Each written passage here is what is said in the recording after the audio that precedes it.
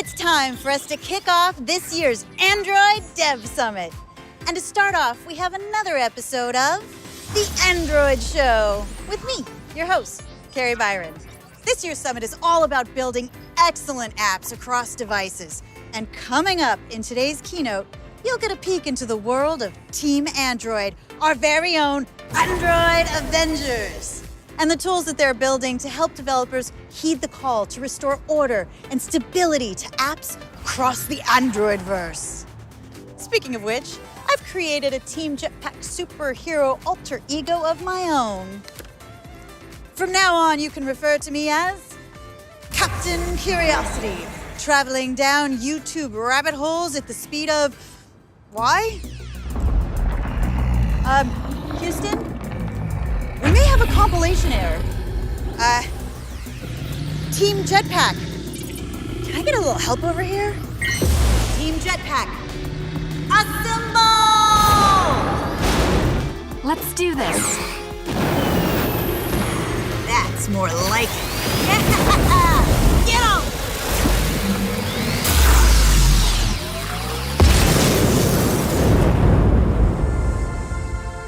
We beat the bug! Together! I helped. Whoa! That was wild! Heck yeah! They let me keep the laser glove! All right, so coming up, we'll be hearing about how to build excellent apps using the latest tools in modern Android development, like Compose, as well as the latest news on updates to help you extend your app across devices to new form factors. But first, kicking off this keynote, we'll hear from Sagar, who will share with you some of the updates on where the Android team is headed this year. And it all starts right now, right here, from our fortress of Coditude. Oh, thanks. You're my hero. Oh my God, it's cold.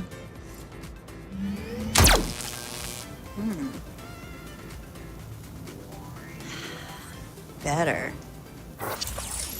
Hey everyone, thank you for joining us today at the 2021 Android Dev Summit.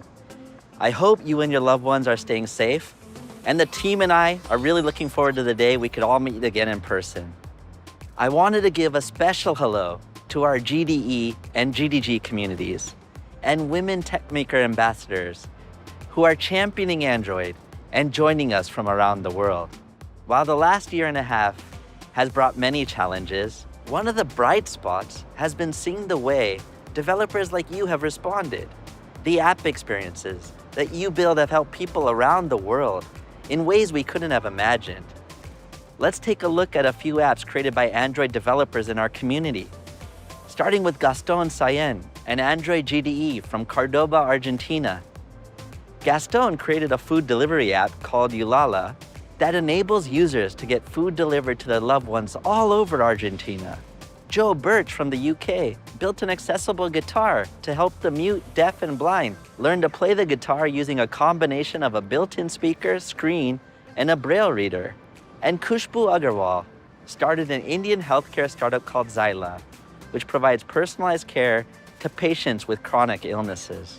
Khushbu, Gaston, and Joe are great examples of focusing on the user, understanding their needs, and then building experiences to delight them. This spirit is what drives us at Google and our work on Android.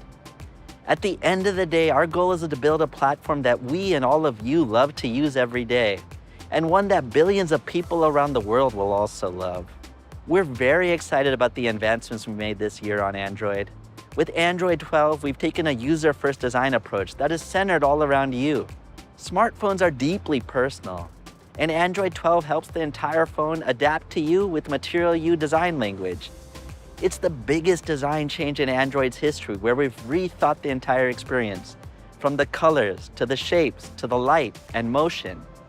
The result is a more expressive, dynamic, and personal experience than ever before.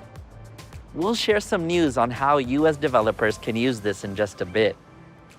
Android 12 also focuses on security by default, and that's part of a much larger investment across Android and Play in the security, safety, and trust space. With this release, we introduced Android's Private Compute Core, PCC, an open source, secure environment that is isolated from the rest of the operating system and apps, powering critical features such as Smart Reply, Live Caption, and Now Playing. We'll also continue to increase our investment in Google Play Protect, which now scans over 100 billion apps every day for potential risks. Over the past couple of years, we've continued to give users more controls and transparency when installing or using an application. Our next step will be the launch of a new data safety section in Google Play that informs a user of what data is collected and why before they install an app. All of us have a critical responsibility to our users to maintain their trust. When they are happy, we all succeed. Another big theme for us on Android is helping all of your devices work better together. Based on all of your feedback, we've recognized there's more we can do to help experiences that extend beyond the phone to an entire ecosystem of devices, including wearables, TVs, and cars. I'll share just a few examples of our efforts from the last few months. Today, 1 out of 3 smartphone users have a fitness tracker or smartwatch. Recognizing that, we have taken our collaboration with Samsung and mobile to the next level and launched an entirely new version of Wear OS. We also brought richer, more immersive app experiences to Wear OS with Google Play, YouTube Music, Google Pay, Spotify, Strava, Calm, and much, much more. And on TV, we have just launched one of our most requested features to date. Your Android phone has remote control features built in that can now be used for any of your Google TV or Android TV devices. We have also made major improvements to Android Auto for you to stay on track during your drive, including support for more app categories like navigation, EV charging, and parking. Finally, over the past 18 months, we've seen people around the world buy and use Android tablets, Chrome OS devices, and foldables more than ever before. In fact, there are over 250 million active large-screen Android devices. And last year, Chrome OS grew 92%, 5 times the rate of the PC market, making Chrome OS the fastest-growing desktop OS. With schools being online and individuals working from home, having a large-screen device that's easier to use for extended periods of time is essential. We'd like to thank all of you who have invested in making your apps work great on large screens. And we've also heard your feedback that you want us to go bigger on Android with large screens. So I've already said, Android 12 is one of our biggest releases in history. But today I'm excited to announce we're going even bigger. We're adding additional support for large screens in Android 12. Diana will be joining in a bit to share more details on this news. With that, I want to kick it over to my team, who'll be focusing on 2 big themes today. First, excellent apps, and the updates to our modern Android development offering to help you stay more productive so you can focus on building great applications. And second, helping you extend those apps across devices, as users want to experience the apps you all build on all the form factors they use on a daily basis. Once again, thank you so much for joining us today, for building amazing experiences, and for inspiring us to make Android better every single day.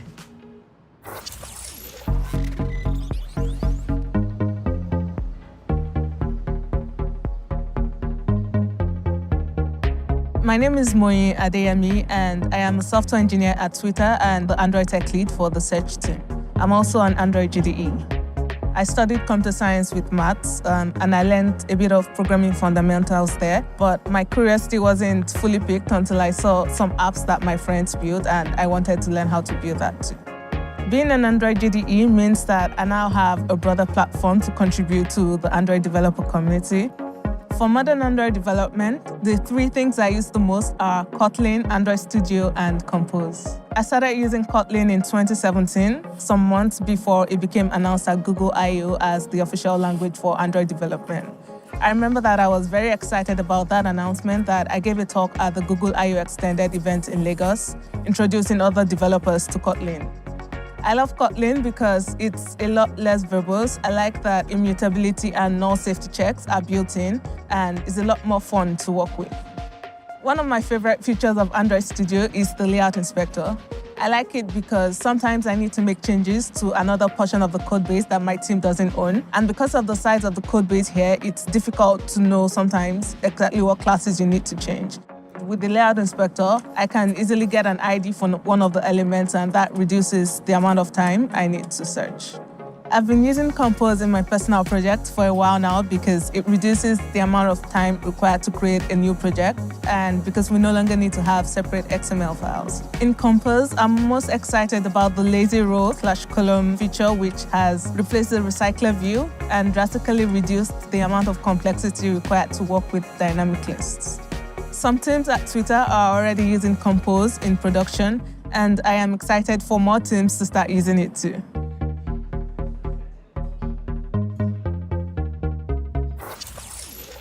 Hi, I'm Florina. When it comes to helping you build excellent apps, many of the best ideas on the Android team come from talking directly with you, our community of developers. Understanding how you work and how we can make our tools and services even better, so you can be more productive and focus on expressing your ideas. We called our expanding collection of development tools, APIs, language, and distribution technologies Modern Android Development, MAD for short, and is the culmination of 10 years of building Android developer tools and best practices. It's opinionated and powerful for fast, easy development, enabling you to create better apps that run across billions of devices. Modern Android development starts with great programming language support, Kotlin. Officially supporting Kotlin is an example of an investment that came directly from listening to the community. You love it? We love it? I love it. Today, of the top 1,000 apps, 87% contain Kotlin code, and even more, 40% use coroutines, our recommended solution for asynchronous work. New this year, we have our lifecycle-aware coroutines APIs, which are now stable. Use repeat on lifecycle and flow with lifecycle to stop collecting from the UI when it's not needed. But we're not stopping here. We're working on expanding our guidance on coroutines, flows, and app architecture. Kotlin Symbol Processing, KSP, our replacement for Kotlin Annotation Processing Tool, KAPT, is now stable. KSP offers similar functionality to KAPT, but with faster compilation time and direct access to Kotlin language constructs. Room saw 2 times improvement in compilation time when switching to KSP, and we're working on moving Dagger and Health to it as well. Our latest Jetpack libraries are built from the ground up using Kotlin. And one of the most exciting libraries right now is Jetpack Compose, Android's new modern native UI toolkit to help you build better apps faster.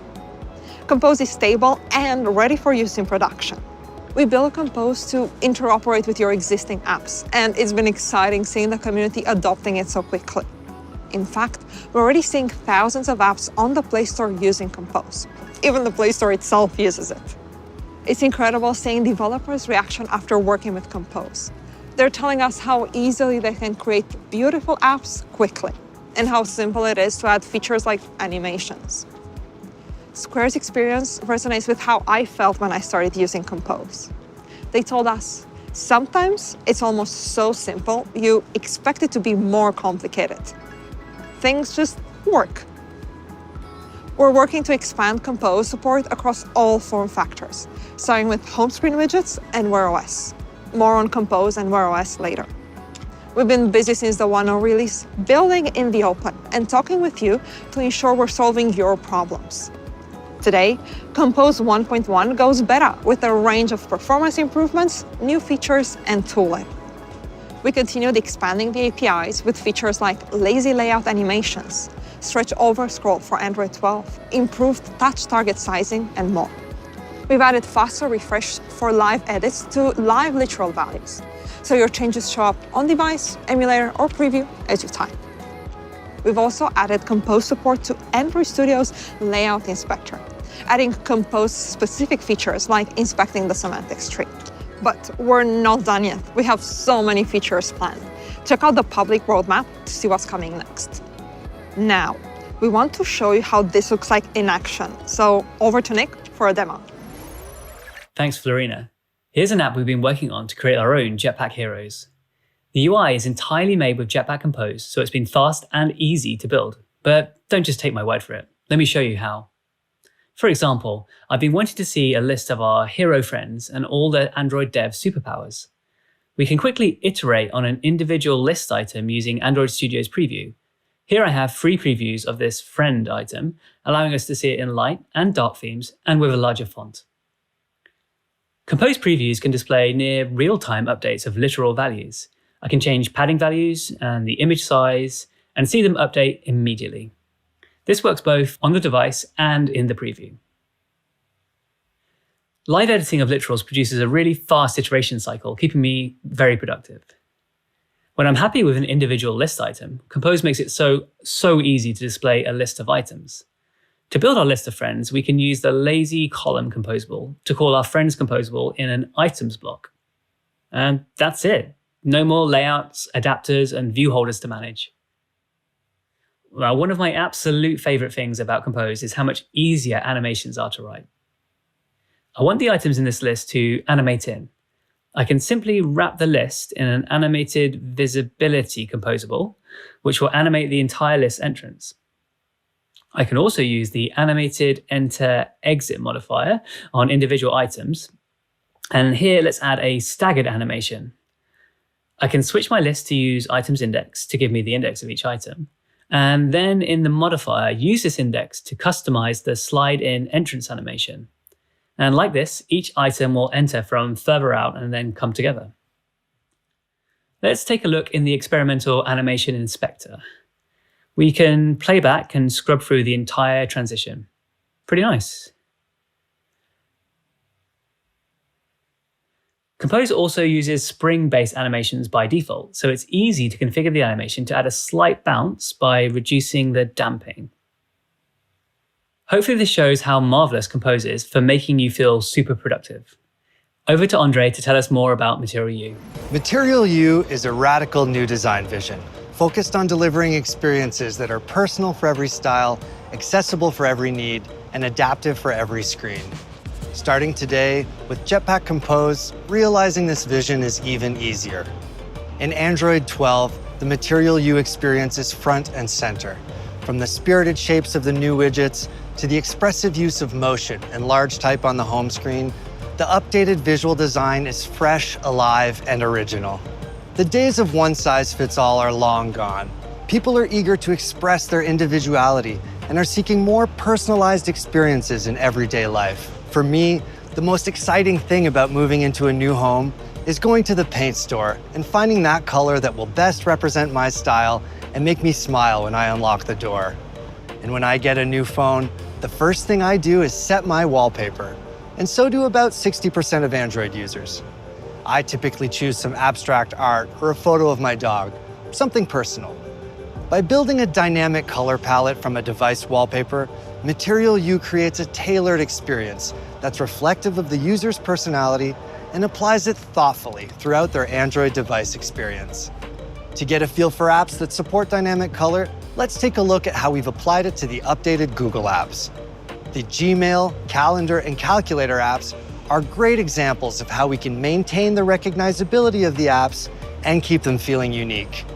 We've updated the styling and improved the accessibility of our navigation components with new state indicators and color mappings, so your apps can be optimized to reach more people on more devices.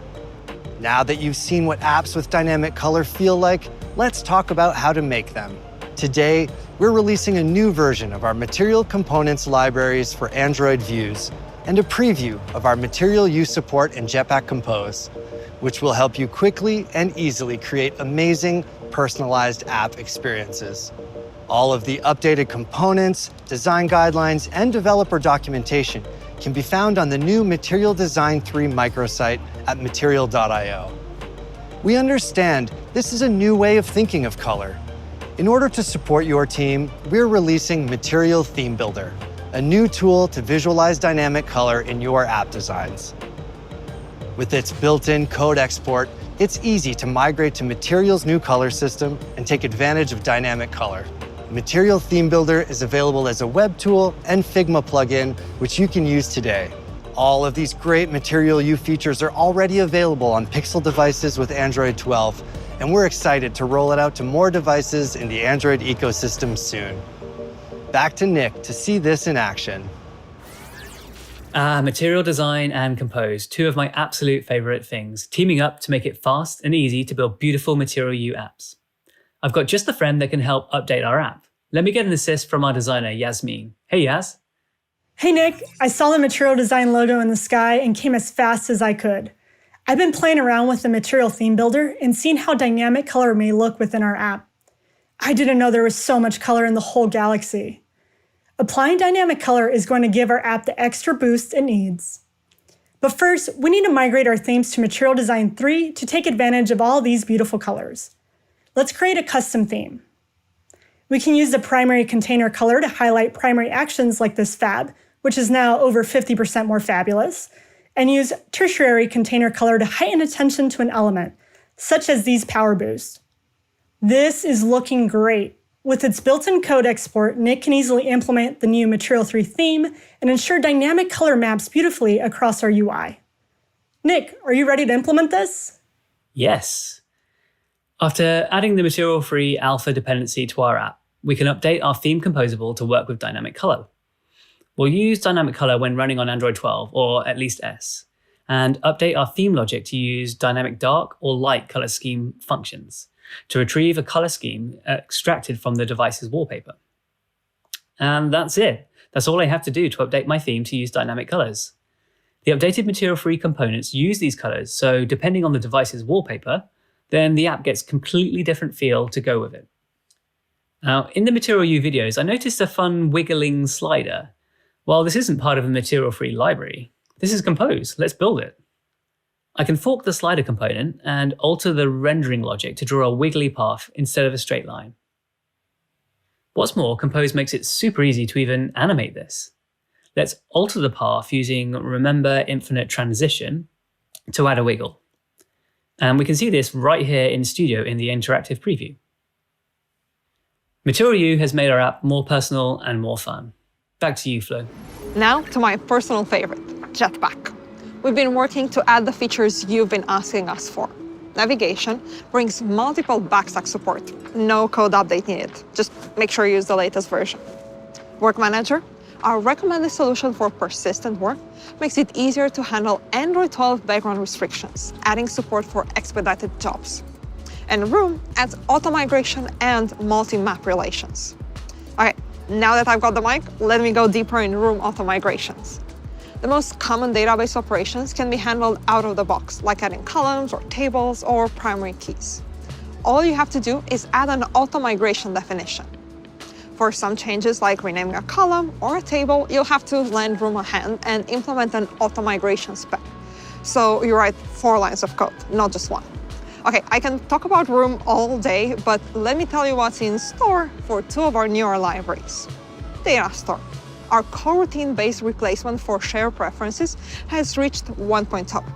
Whether you prefer Preferences Data Store to store key value pairs or Proto Data Store to store typed objects, you will use Kotlin coroutines and Flow to store data asynchronously, consistently, and transactionally. So now that Data Store reached 1.0, start using it in production. Macro Benchmark, a tool to measure and improve startup and frame performance, added simplified and more accurate frame timing and compatibility back to Android M.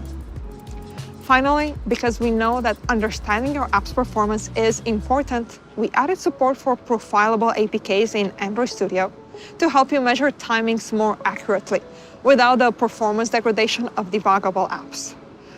Whew, so from Material You and Compose to the latest Jetpack libraries, that was a lot of modern Android development features to help you be productive, building excellent apps for your users. Now, back to you, Kari.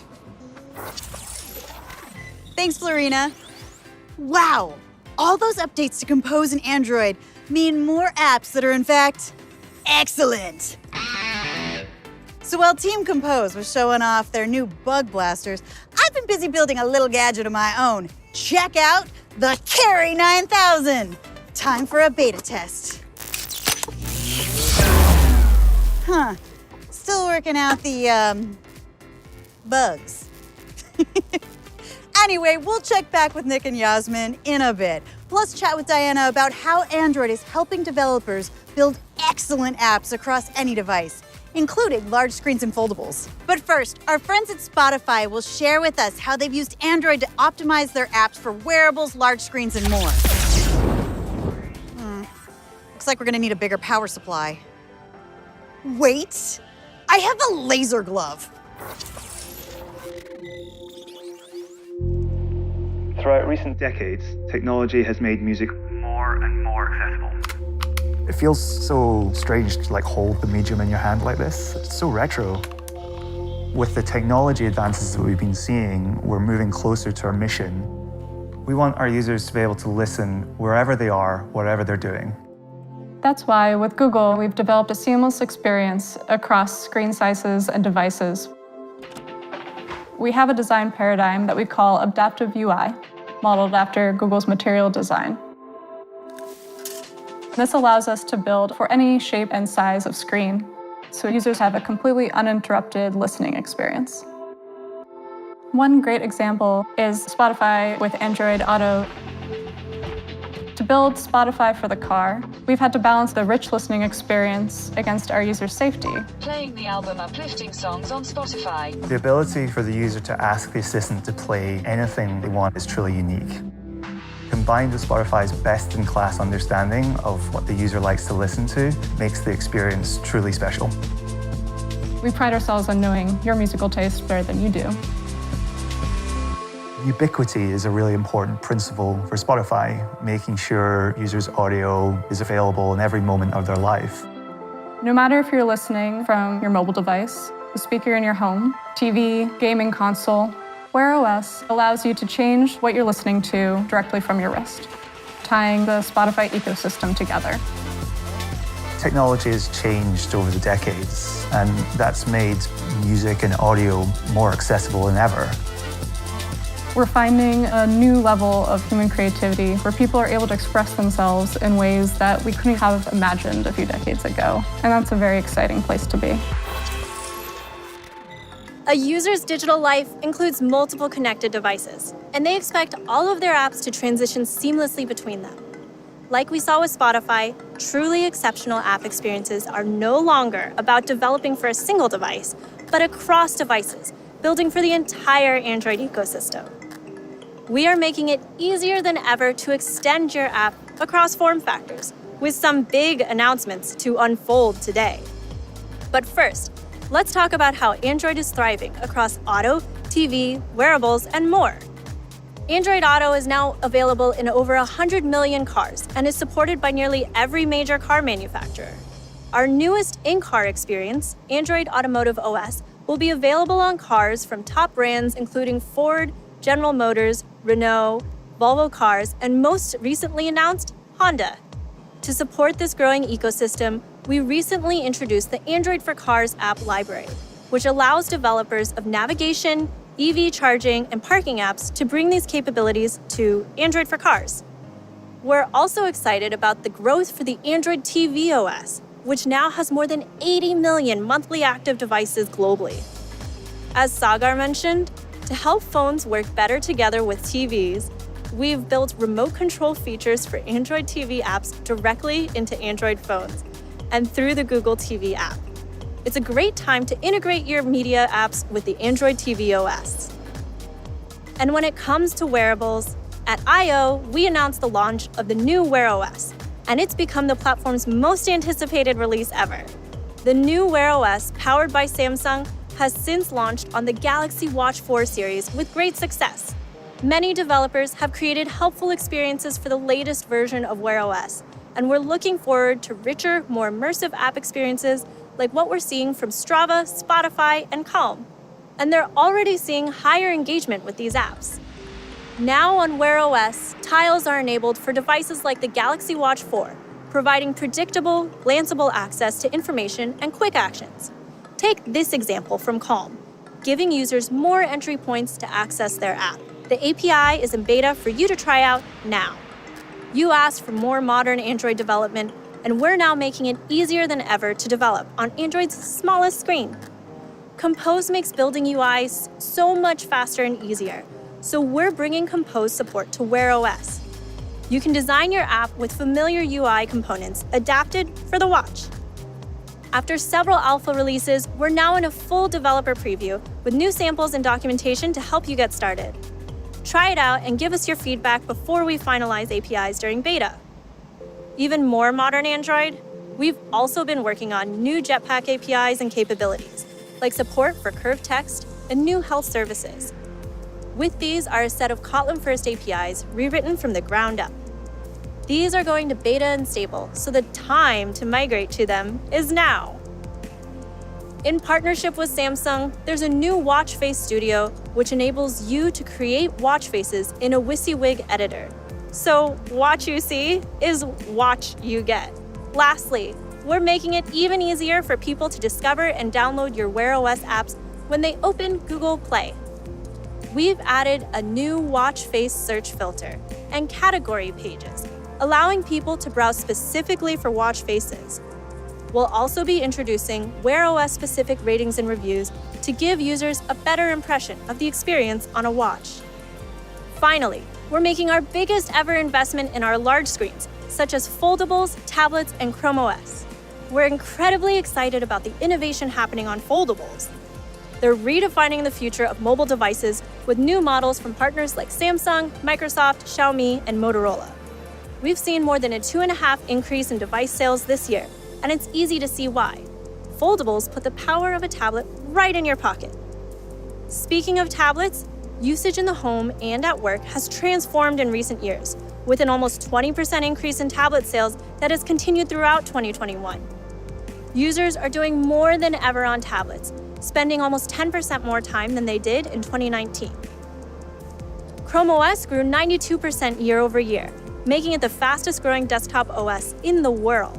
With over 250 million active large screen devices, it's so important to ensure your app works across any size screen in any orientation. Large screen UIs present an opportunity to extend your existing phone app so users can see and do more. This is important for our own apps, such as Google Photos. We updated the Google Photos app to work well on large screens and saw an improvement in daily active users by as much as 53% for key features. It's time to break away from designing for a 16:9 portrait phone app and start building UI responsively. To help with that, we're releasing new features to make it easier for you to support large screens. Adopting Compose is a perfect opportunity to make your UI fully adaptive. All UI is described in code, and it's easy to make decisions at runtime about how your UI should look. No more reliance on resource qualifiers. We are releasing Material U navigation component support and implementations of large screen layouts and sample apps to help you understand how modern UI development should scale across screen sizes. We've heard from you that knowing what screen sizes to develop and design for is hard. So our new window size classes are an opinionated set of viewport breakpoints that will tell you what sizes are the most common, from phone to foldable, tablet, and desktop. You'll see these size classes across our design guidance and as APIs in Jetpack Window Manager 1.1. You'll also see new reference devices in Android Studio that make it easy for you to develop against all combinations of window size classes. There are many more updates, from support for new features like rear camera selfies in Jetpack Window Manager 1.1 to added testing capabilities and Gradle managed device testing in Studio. Let's see how it all works in practice. To see how our app looks on larger screens, I'm going to switch to the new resizable emulator. This makes it easy to toggle between different display sizes without having to juggle multiple emulators. Looking at our app on foldable or tablet, we're not taking advantage of the extra space. Yaz, can we update our designs to be more responsive? Material Design offers a number of adaptive design patterns that can work for us. Let's switch our bottom navigation bar to the navigation rail on larger screens to make it easier to reach. Also, I think we can use the list detail view pattern on the front screen to show more at once. Compose, combined with Jetpack Window Manager, makes it easy to observe the device's window size class or folded state. I can then update my UI in response. For example, I've created a top-level scaffold to switch between showing bottom navigation bar on narrow screens and the navigation rail on wider screens. We can check the window size class and arrange things with rows or columns accordingly. We can show the friends list and the friends detail composables side by side in the expanded width state. We can even animate this change simply by animating the weight given to each pane. Composables encourage you to create reusable pieces of UI that are easier to rearrange or combine at runtime using Kotlin control flow. It's also much easier for individual composables to respond to the space they're given, like this screen, which switches from a list to a grid of sliders on wider screens. I've got an idea for how we can take advantage of foldable screens here. We can observe the folded state, and in tabletop mode, we can reposition our UI to work best in this posture. Check it out, Yaz. Looks great. Moving our interactive components to the bottom of the screen will ensure we can make changes without toppling over the device on the tabletop. I can't stop folding and unfolding this. Now back over to you, Diana, to expand on large screens. When developers have adapted their apps to fill the entire screen and be fully resizable, we've seen users spend more time in the app. Zoom has taken advantage of tabletop mode on foldables for hands-free video calls and are working to optimize their UI fully for split-screen usage and larger layouts on foldables and tablets. But with all the work developers are doing for large screens, you need an OS to match. So we're going big. Today, we're releasing a developer preview of an upcoming feature drop for Android 12, with updates added just for large screens. We call it 12L. We've been working with developers like you to understand what APIs you need and upstreaming changes from device makers that users love. 12L includes an API bump with a redesign of the OS for large screens, added multitasking support, and updated compatibility modes to make your app work better on large screens out of the box. Let's take a closer look. We've redesigned Android's UI from the ground up for large screens, scaling the UI to work with any screen size, including larger tablets. An optimized home screen layout, updated lock screen, and a 2-column notification shade are just some of the examples of how we elegantly transition from a folded exterior screen to a larger interior screen on a foldable. Users tell us they love multitasking on larger displays, from using split screen to doing more in apps. But we know that getting into split screen is not super discoverable today. So, we've added a new taskbar to make multitasking easier than ever. Now you can use the taskbar to switch quickly between apps, drag and drop to enter split screen, and swipe up to go back to home. We've also added more ways to enter split screen from the overview. In addition, we're helping users by automatically enabling all apps to enter split screen or multi-window mode, regardless of whether they're resizable. Even if you have yet to invest in optimizing for large screens, we've updated app compatibility modes on Android and Chrome OS. We've improved the user experience, and we better respect the device's orientation, letterboxing apps which don't support resizing or both portrait and landscape. With all of these changes, you should expect to see an increase in split screen usage and your app being used in windows of varying sizes, so it's important to make sure your app can adapt to this seamlessly. We're also making it simpler for apps to take advantage of the extra screen space, even if your existing application architecture still relies on multiple activities. With activity embedding coming in 12L and Jetpack Window Manager 1.1, you'll be able to display multiple activities side by side, so you don't have to re-architect your app to support list detail or other multi-pane app layouts. We're committed to making it easier to support large screen layouts through the platform and Jetpack. We've put so many features into the Android 12L feature drop. We encourage you to check it out in our developer preview dropping today on our emulator. For foldables, you'll see many of these features, including activity embedding, coming soon to the Samsung Galaxy Z Fold 3. On tablets, you'll soon be able to load the developer preview on the Lenovo P12 Pro. Take a look as we gear up for public release in early 2022. We see this as a huge step forward in our support for foldables and tablets, and will incorporate more features for large screens into our regular releases moving forward. To make it easier for people to find the best app experiences, we've got new changes in play to recommend apps optimized for the large screen. This includes new checks to assess app quality so we can feature large screen optimized apps and update search rankings to show the best possible apps for these devices. We'll also be introducing large screen specific app ratings so users can rate how your app works on large screens. These changes are coming in the spring, so we're giving you advance notice to get your apps ready now. Okay, there's so much for large screens. Let's do a quick recap. Available now are a bunch of developer APIs and tools to help you optimize your app for the 250 million large screen devices we have today. We're also dropping the developer preview of 12L features on the emulator. You can download it now to explore how your app will look with our upcoming updates. Soon, you'll be able to test out these features on real devices like the Lenovo P12 Pro and the Fold 3.